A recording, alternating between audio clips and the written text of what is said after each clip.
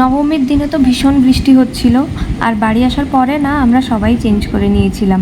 সন্ধ্যাবেলা পাড়ার পুজো ছিল, আজকে ওখানে কন্যা পূজন হচ্ছিল, তাই ওখানে যাওয়ার কথা ছিল। তাই আবারও শাড়ি পরে আমরা রেডি হয়ে চলে এসেছি আমাদের পাড়ার পুজোতে।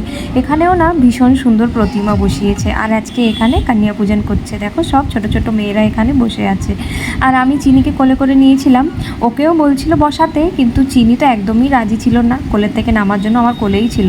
তাই ওকে একটা ছেলে এসে এই চিপসটা দিল, আর এখানে একটা আন্টি ওকে কন্যা পূজন করার জন্য এই চুনরিটা চড়ালো আর ওকে টিকা লাগালো। এটা চিনির প্রথম কন্যা পূজন ছিল।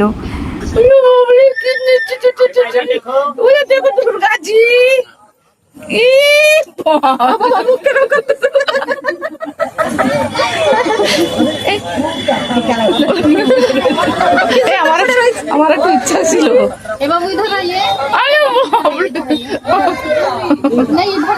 इसको टीका करिए बोले। ये माता रानी बैठी देख रही है, इधर देखो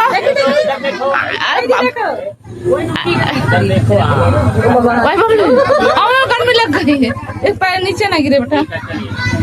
बाप रे, जय माता दी, जय माता दी।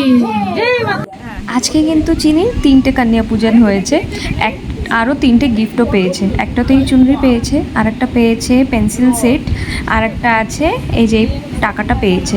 তো এই টাকাটাও একদমই দিতে চেয়েছিল না, কিন্তু আমি ওর হাতে থেকে নিয়ে নিলাম, কেন কি টাকাটা তো বাচ্চাদের হাতে দেওয়া ভালো না।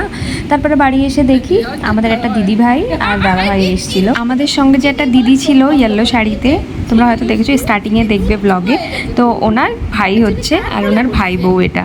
তো ওরা এখানে দেউরিয়া পুজো ঘুরতে এসেছিলো, তাই আমাদের বাড়িতেও ঘুরতে এসছে। এখনই একটু পরে ওরা বেরিয়ে যাবে। তো আজকে তো আমাদের বাড়িতে কোনো রান্নাবান্না নেই, সব এখানে যে পুজোটা হচ্ছে ওখান থেকে প্রসাদটা আমাদের বাড়িতে দিয়ে যাবে। তো আজকে রাত্রে ওই প্রসাদটাই খাবো। তাহলে আজকের ভিডিওটা এখানেই শেষ করছি। তোমরা জানিও তোমাদের ভিডিওটা কেমন লেগেছে। তো আবার দেখা হবে নতুন একটা ভিডিওতে। টাটা, তোমরা সবাই ভালো থেকো।